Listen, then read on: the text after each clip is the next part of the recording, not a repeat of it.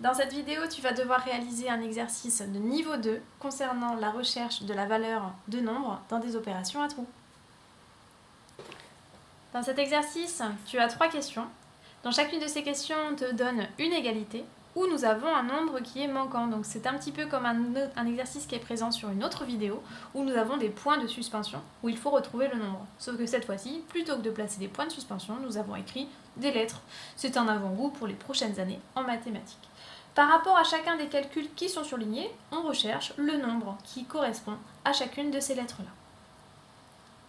Corrigeons ensemble.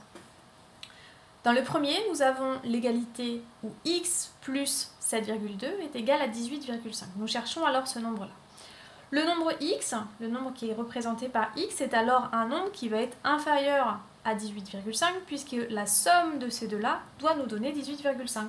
Pour le retrouver, il faut alors effectuer la soustraction de 18,5 par 7,2, ce qui nous donne 11,3. Nous avons alors que x est égal à 11,3. C'est une technique qu'il va falloir se souvenir. Dans la question suivante, cette fois-ci ce n'est pas une addition mais c'est une différence, c'est une soustraction entre le premier terme 89, nous recherchons le second terme et le résultat de cette soustraction est 6,4.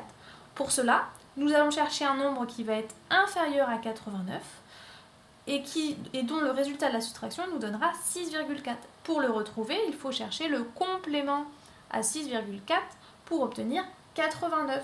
Il faut alors effectuer la soustraction de 89 par 6,4 qui nous donne 82,6. La valeur de la lettre T est alors 82 unités et 6 dixièmes. Et enfin pour cette dernière question, cette fois-ci nous recherchons un facteur, le facteur qui est représenté par la lettre Z, puisque nous avons ici un produit entre le premier facteur 8 et le second facteur que l'on cherche. Le résultat de ce produit est 74, et lorsqu'il nous manque un facteur, il faut effectuer une division. Je dois effectuer la division de 74 par 8. Cette division me donne 9,25 parce qu'il faut poser la division décimale que nous allons faire juste à côté. Ainsi, nous obtenons bien un quotient de 9,25. La valeur de la lettre Z est alors 9 unités et 25 centièmes que j'écris en toutes lettres.